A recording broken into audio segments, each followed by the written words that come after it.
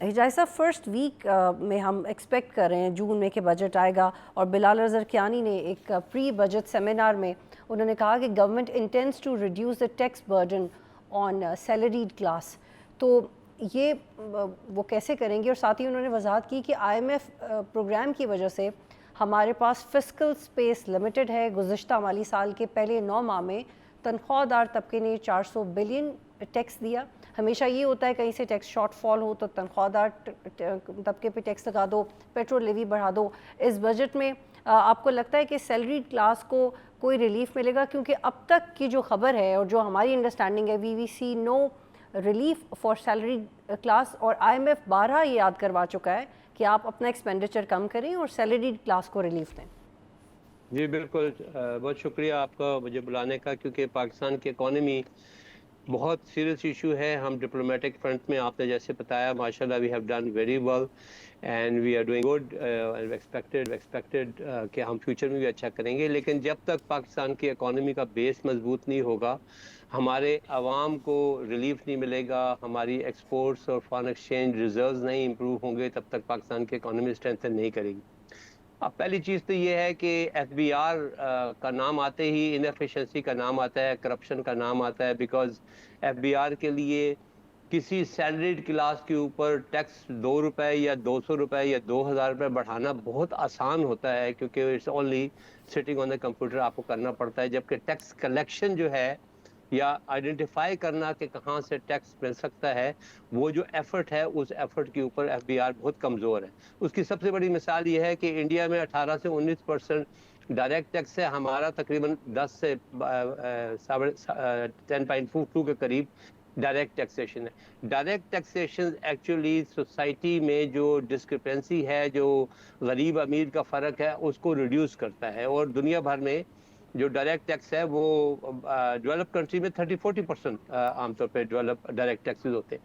ہم ہر وقت ٹیکس لگانے کے لیے ہم پیٹرول پہ لگا لیتے ہیں، یہ نہیں سوچتے کہ غریب بیچارہ کیا کرے گا. وہ 100 روپے جو بڑھ گیا اور لیکن امیر کا حجاز فرق صاحب ہے. موجودہ گورنمنٹ کا تیسرا بجٹ ہے، پی ڈی آئی حکومت بھی پہلے مفتاح اسماعیل صاحب وزیر خزانہ بنے، پھر اسحاق ڈار آگے آئے، لیکن جو ریٹیلرز تھے ان کے اوپر کوئی ٹیکس نہیں لگ سکا، اکٹھا نہیں کر سکا. بہت سی اسکیمز بھی لانچ کی گئیں.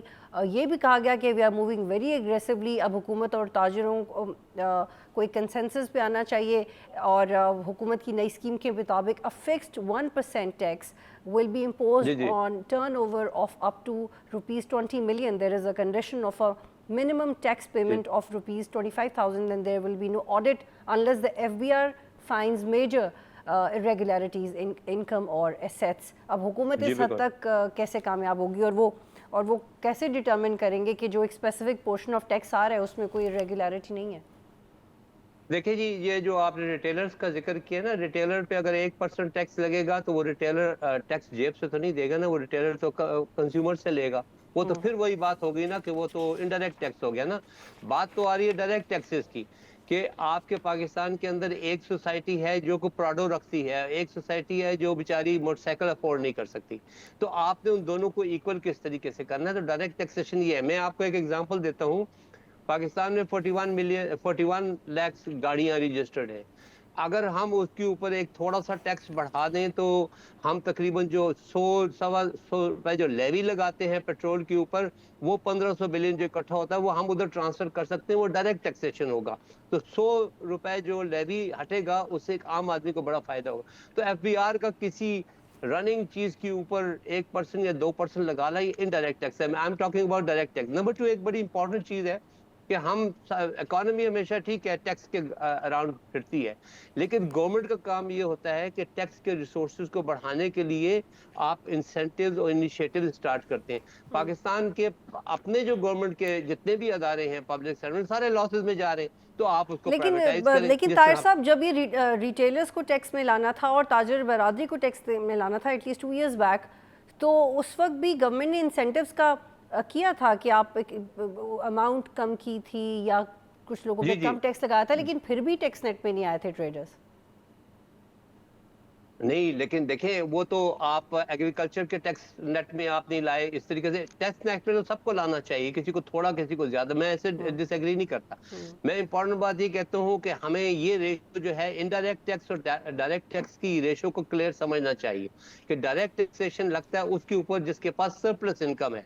देखिए ज़कात भी लगती है ना, तो सरप्लस इनकम पे, सरप्लस एसेट पे लगती है। टैक्स भी उस पे लगना चाहिए जिसके पास सरप्लस इनकम है, जिसके बेचारे के पास खाने को नहीं है, आप उसको टैक्स कैसे लगाते?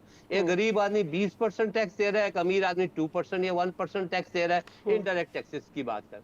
तो कहने का मतलब ये कि टैक्सेशन के निजाम के ऊपर ठीक करने के लिए आपको एक्सपर्ट्स चाहिए।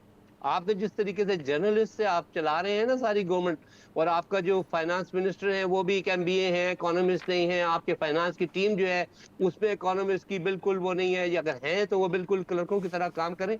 इस तरीके से इकोनॉमी नहीं चला करती, आपको एक्सपर्ट्स की बनाना पड़ेगा। आपको जो खासकर जो आपका एक्सपोर्ट सेक्टर है, आपका कॉमर्स मिनिस्ट्री है, उसके अंदर कोई एक्सपर्ट्स नहीं है, तो एक्सपोर्ट कैसे बढ़ेगी? तो कहने का मकसद ये कि आप एक्सपोर्ट्स पर अगर बढ़ानी है, आपने अपने टैक्सेशन बढ़ाना है, आपने इनकम बढ़ानी है, तो आप एक्सपर्ट्स को बिठाएं और उससे पूछें कि भैया कहाँ से रिसोर्सेज हैं जहाँ से हम बढ़ा सकें। तो इस तरीके से ठीक होगा सिस्टम। जी हाँ। तो आप एक्सपोर्ट्स और जो बढ़ाने है की बात करें, लेकिन सर जो अब हम जो इसमें जो अहम फैक्टर्स हैं उनको फिलहाल एड्रेस कर सकते हैं। तो जो FBR का शॉर्टफॉल है उसको जो हर साल हाँ जी। नहीं अचीव कर सकता उस टारगेट को, तो FBR के पास क्या क्या रीजंस हैं? नहीं, FBR के पास साफ सी रीजन है कि FBR जो है वो उनके पास एक्सपर्टीज नहीं है। देखिए expertise taxation, expertise in what sense? Sorry मैं आपकी बात कर रही हूँ, एक्सपर्टीज इन व्हाट मैं सेंस? आपको, क्योंकि जी बताइए। जी ये बड़ी इंपॉर्टेंट है। हम जब यूनिवर्सिटी में पढ़ते थे तो सबसे इम्पोर्टेंट बात ये थी कि जो टैक्सेशन होती है ना, ये टैक्सेशन नहीं होती, ये फिस्कल पॉलिसी होती है। फिस्कल पॉलिसी का मतलब है कि आपने उस जगहों पे इंसेंटिव देने हैं जहां से इनकम ग्रोथ करने, टैक्स घटाने से इन्वेस्टमेंट बढ़ती है, टैक्स घटाने से रोजगार बढ़ता है, तो वहां आप टैक्स घटाते हैं। अब आपके FBR सिर्फ टैक्स लगाती है, फिस्कल पॉलिसी का तो आपका पादारा ही कोई नहीं है जो फिस्कल पॉलिसी बनाए, इंसेंटिव्स कहाँ दें, सेविंग्स कहाँ बढ़ाएं, कहाँ पर टैक्स लगाएं एंड सो ऑन। तो ये एक बेसिकली एडमिनिस्ट्रेटिव स्ट्रक्चर बनाया हुआ है डंडे वाला, जिसके अंदर सेंस नहीं है, सोचते नहीं है कि किसको टैक्स लगाएंगे तो क्या इफेक्ट होगा, टैक्स लगा देते हैं। हर टैक्स का ठीक देखें है, हमारी एक और इकोनॉमी सवाल ले लीजिए सूबों के हवाले से। जाय साहब के जी जी वफाक ने सूबों को टास्क दिया है कि नेक्स्ट फिस्कल ईयर में आप रियल स्टेट, ज़राअत और सर्विसेज पे 400 बिलियन टैक्स इकट्ठा करें, जिसमें 200 बिलियन सिंध ने करना है, 175 बिलियन पंजाब, 45 बिलियन KP और 20 बिलियन बलूचिस्तान को असाइन किया बलूचिस्तान। है। जी और जी ये एक्सपेक्टेशन ये होती है कि आप सरप्लस लाएं, खुद भी कमाएं, हमें भी दें। तो वो तो अपना ही रेवेन्यू निकाल नहीं पाते, वो सरप्लस लाके गवर्नमेंट को कैसे देंगे? देखिए जी, अब आपने बात कर दी है कि वो अपना सरप्लस नहीं जनरेट कर सकते। क्यों नहीं कर सकते? कि उनके पास मशीनरी नहीं है। आप ये देखें कि आपका जो एडमिनिस्ट्रेटिव एक्सपेंस है वो आउट ऑफ द प्रोपोर्शन बहुत ज्यादा है पाकिस्तान का। 20% ज्यादा आप एडमिनिस्ट्रेटिव एक्सपेंसेस लगा रहे हैं, जो आपका बजट आता है उसमें आप वो लगाते हैं। प्रोविंशियल गवर्नमेंट, आपके पास तकरीबन 4 मिलियन के करीब सिविलियन लेबर फोर्स है, आपको जरूरत सिर्फ 5 लाख 4 लाख लोगों की है। बाकी सारे लोग क्या कर रहे हैं? उसकी वजह क्या है कि अगर एक आदमी को आप 1 लाख रुपए सैलरी देते हैं तो उस सैलरी में से 40,000 से 45,000 रुपए तो सिर्फ उस बिल्डिंग का किराया, उस बिल्डिंग की बिजली, उस बिल्डिंग का फर्नीचर, उसके खर्चे चले जाते हैं। तो आप बेसिकली जो ये क्लब बनाया हुआ है ना कि सारे लोगों को जॉब देते जाओ, सरकारी देते जाओ, इसको रिड्यूस करना है गवर्नमेंट ने। अगर ठीक है, गवर्नर सब्सक्राइब करें और बेल दबाएं ताकि कोई खबर रह न जाए।